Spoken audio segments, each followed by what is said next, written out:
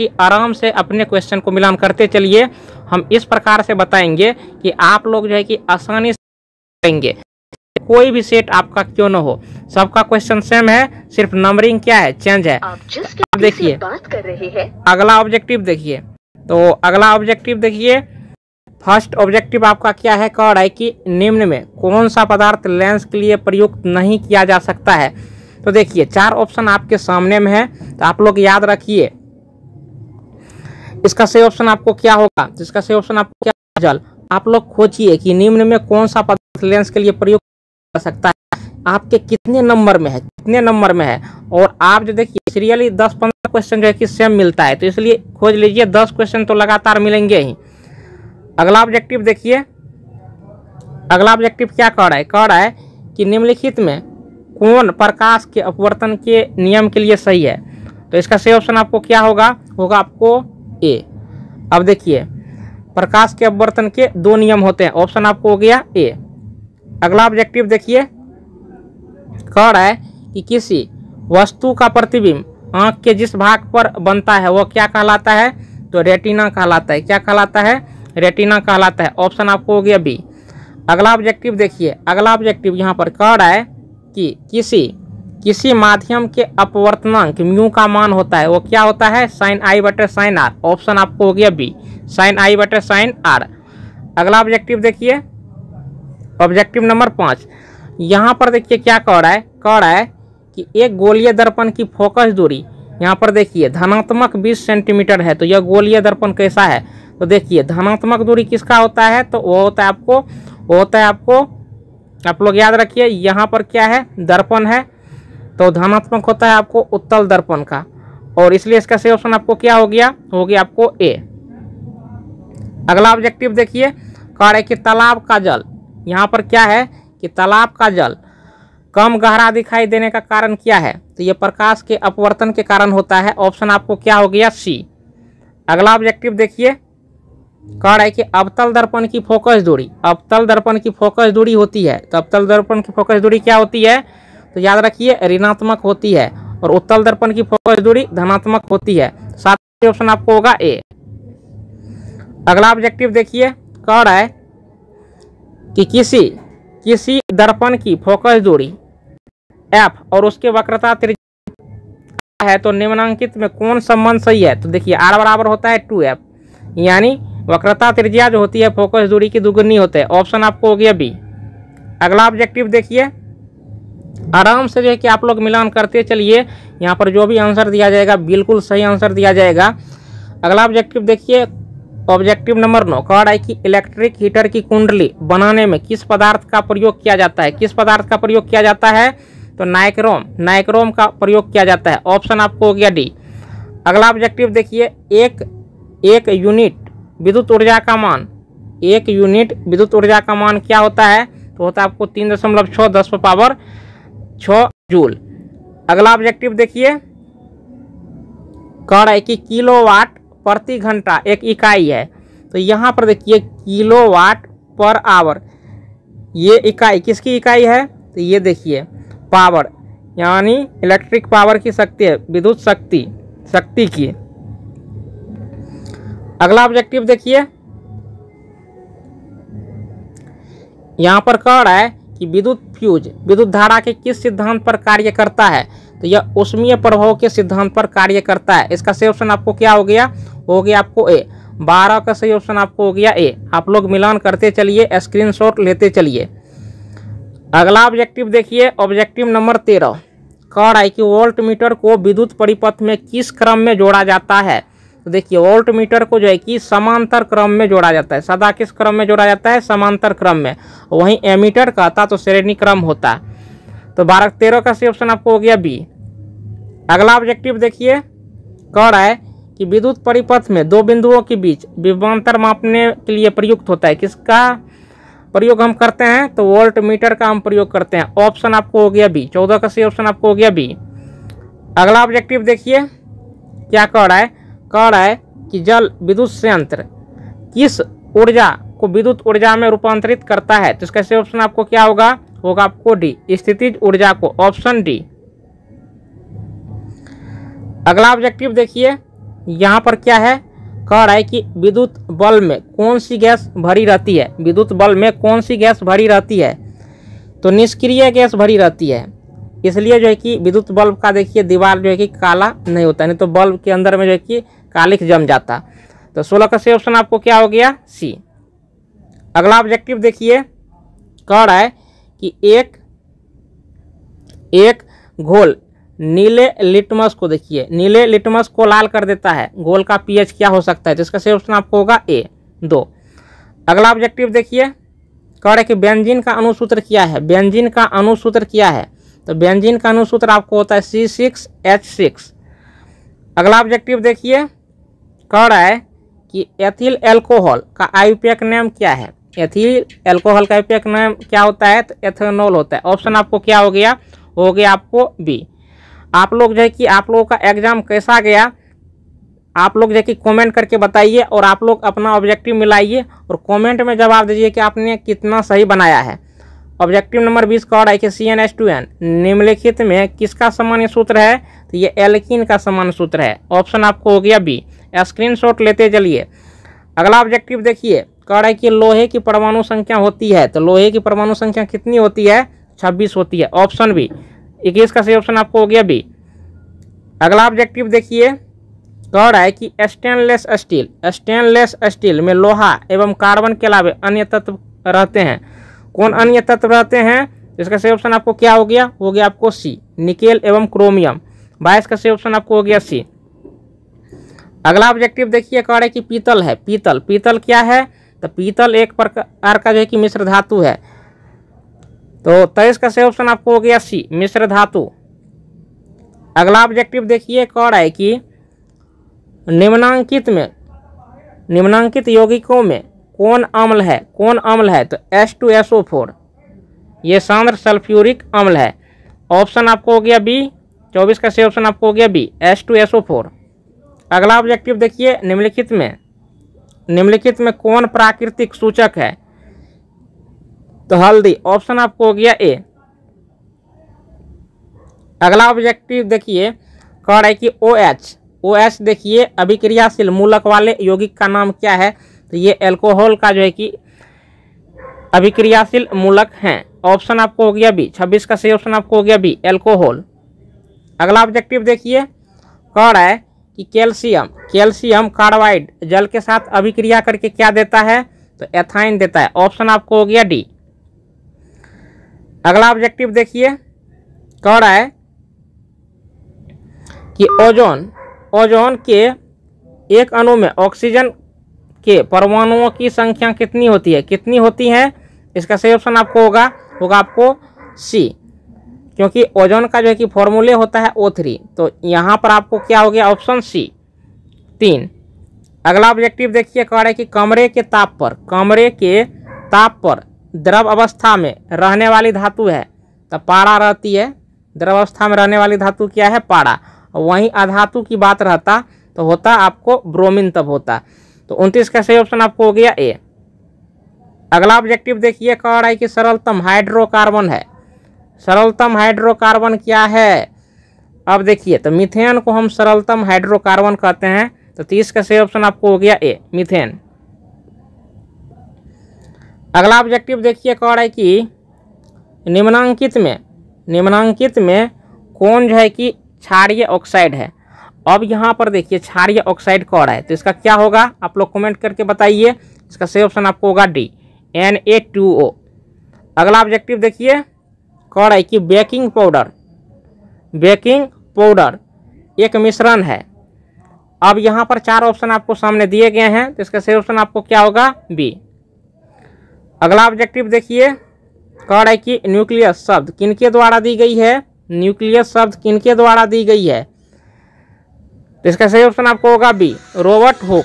इसका सही ऑप्शन आपको होगा रॉबर्ट हुक। अगला ऑब्जेक्टिव देखिए, कह रहा है कि पौधे में भोजन किस रूप में जमा होता है, तो इसका सही ऑप्शन आपको होगा आपको सी, स्टार्च। अगला ऑब्जेक्टिव देखिए, कह रहा है कि प्रसिद्ध पुस्तक 2 माइक्रोग्राफिया किनके द्वारा लिखी गई थी, इसका सही ऑप्शन आपको होगा डी, रॉबर्ट हुक के द्वारा लिखी गई थी। अगला ऑब्जेक्टिव देखिए, कह रहा है कि पौधों और पशुओं की कोशिकाओं का वैज्ञानिक अध्ययन क्या कहलाता है। यहाँ पर आप देख सकते हैं 36 नंबर के ऑब्जेक्टिव को।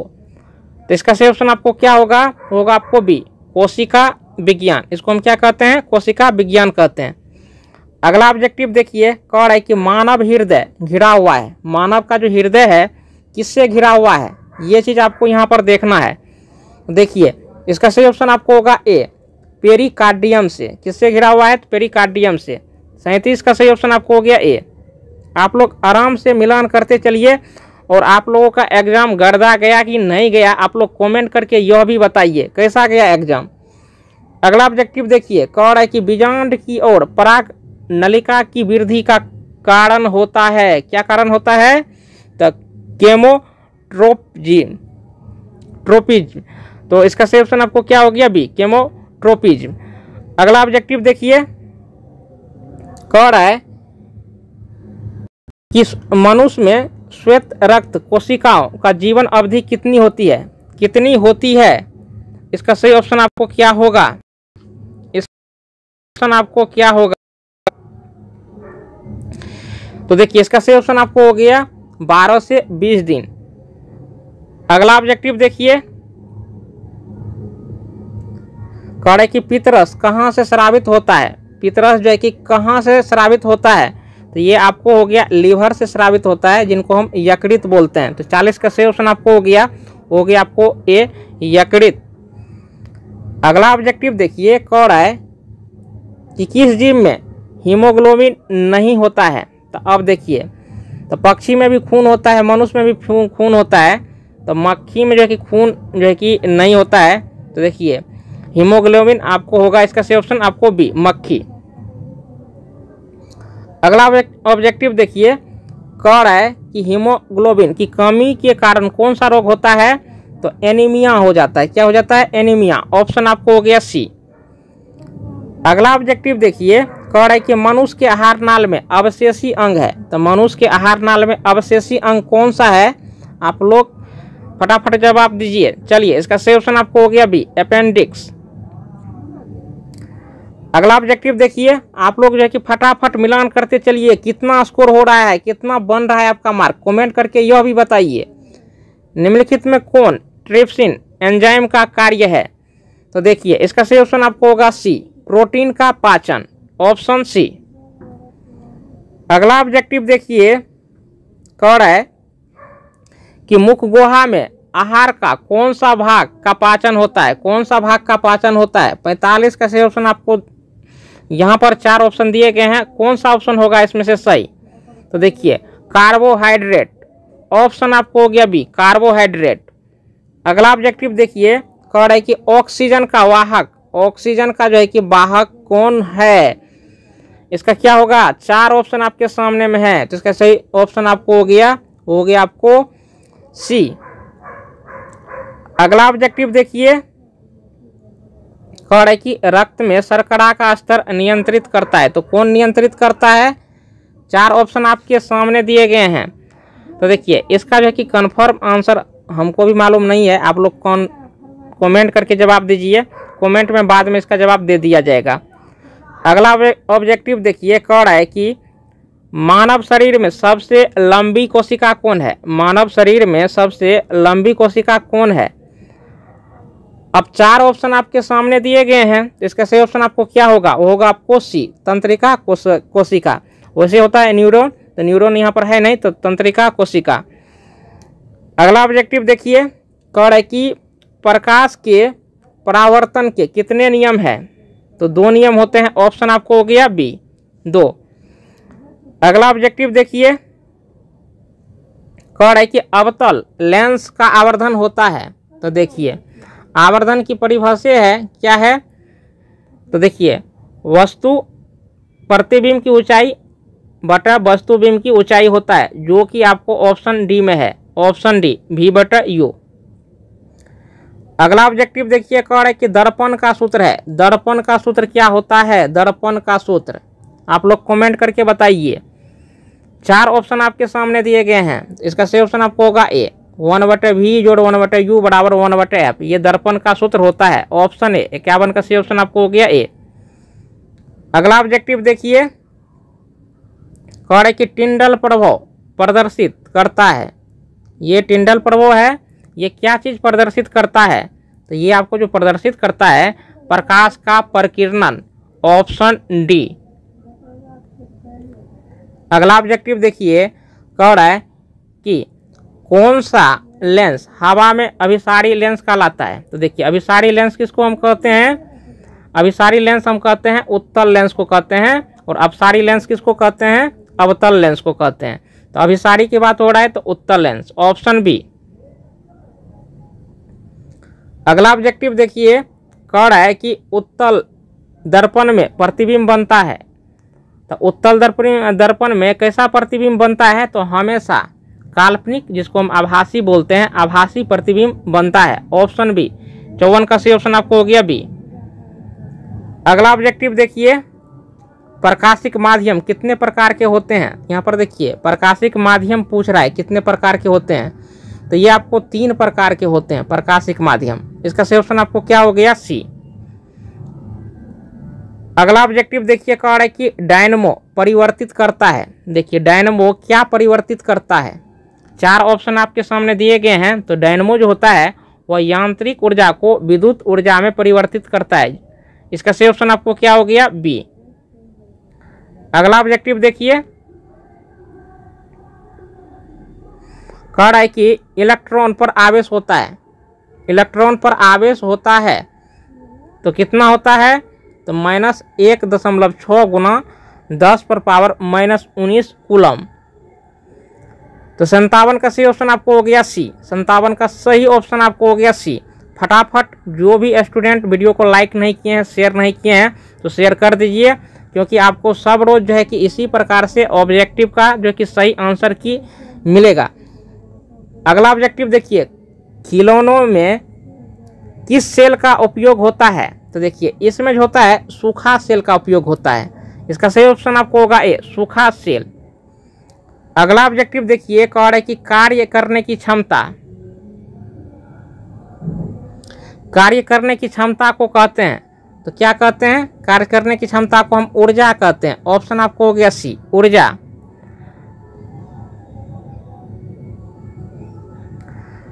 अगला ऑब्जेक्टिव देखिए, कह रहा है कि निम्न में कौन विस्थापन अभिक्रिया का उदाहरण है? 4 ऑप्शन आपके सामने दिए गए हैं। विस्थापन अभिक्रिया का उदाहरण पूछ रहा है, तो इसका सही ऑप्शन आपको क्या होगा? होगा आपको सी, Fe + CuSO4 2 FeSO4 + Cu। Option आपको हो गया आपको सी। अगला ऑब्जेक्टिव देखिए, कह रहा है कि सिल्वर क्लोराइड का रंग होता है। सिल्वर क्लोराइड का रंग कैसा होता है? तो ये श्वेत होता है। ऑप्शन आपको हो गया डी। अगला ऑब्जेक्टिव देखिए, कह रहा है कि निम्नलिखित में लवण कौन है? निम्नलिखित में लवण कौन है? 4 ऑप्शन आपके सामने दिए गए हैं। तो देखिए NaCl सोडियम क्लोराइड, ये आपको क्या है? लवण है। ऑप्शन आपको हो गया बी, आंसर हो गया NaCl। अगला ऑब्जेक्टिव देखिए, कह रहा है कि तृतीया नीलाथोथा का अनुसूत्र है। यहाँ पर आपको 4 ऑप्शन आपको दिए गए हैं। इसका सही ऑप्शन आपको क्या होगा? होगा आपको ए, CuSO4 5H2O।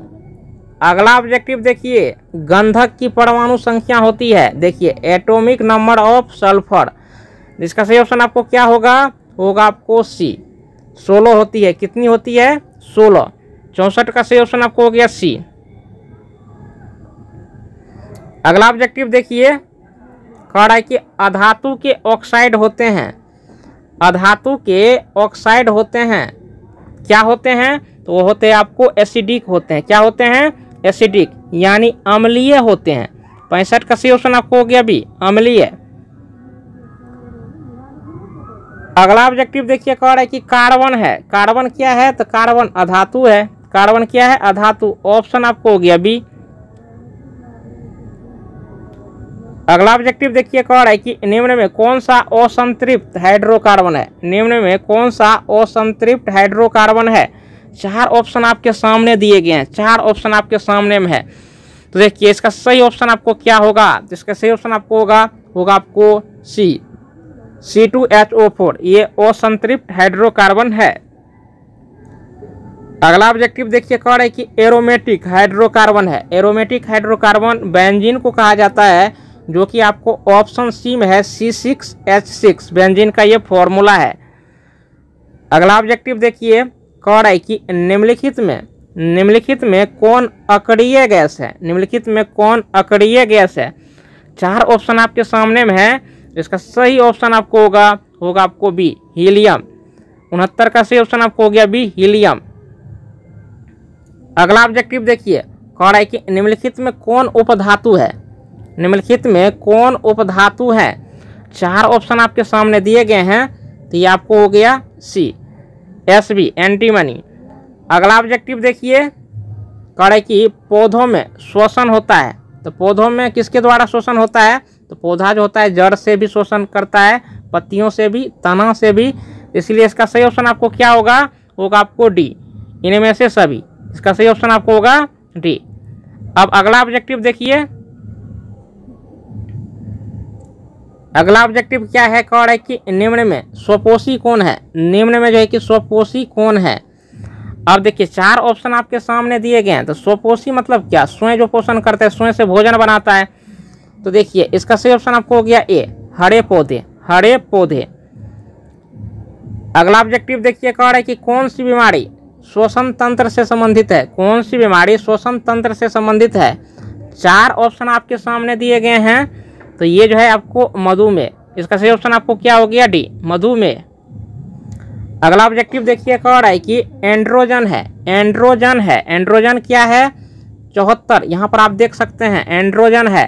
4 ऑप्शन आपके सामने दिए गए हैं, इसका सही ऑप्शन आपको क्या होगा आपको ए, नर हार्मोन। फटाफट आप लोग मिलान करते चलिए। अभी तक जो है कि हमारे चैनल को सब्सक्राइब नहीं किए हैं तो सब्सक्राइब कर ही डालिए, क्योंकि प्रत्येक दिन आप लोगों को आंसर की का मिलान करना है, साथ ही बोर्ड से संबंधित सारी जानकारी, और साथ ही यहाँ पर जो है कि मैथमेटिक्स की संपूर्ण तैयारी कराई जाएगी। क्लास 11th में जो भी स्टूडेंट मैथमेटिक्स लेंगे, तो यहाँ पर इंटर की भी तैयारी कराई जाती है। इसलिए आप लोग इस चैनल के साथ निश्चित रूप से जुड़ जाइए और इस वीडियो को अधिक से अधिक शेयर कीजिए, ताकि अन्य छात्र भी इस जानकारी का लाभ ले सके, अपने ऑब्जेक्टिव का मिलान कर सके कि उन्होंने कितना सही बनाया है।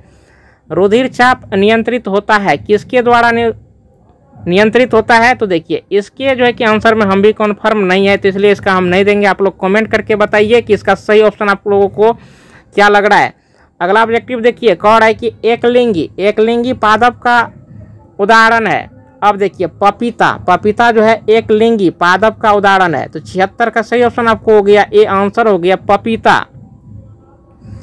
अगला ऑब्जेक्टिव देखिए, अगला ऑब्जेक्टिव कह रहा है कि निम्न में कौन मादा जनन तंत्र का भाग नहीं है, निम्न में कौन मादा जनन तंत्र का भाग नहीं है। अब यहाँ पर देखिए 4 ऑप्शन आपके सामने दिए गए हैं। आप लोगों को मैथमेटिक्स की भी तैयारी करनी है, आप लोगों को मैथमेटिक्स की भी तैयारी करनी है, इसलिए इस चैनल के साथ जुड़ ही जाइए।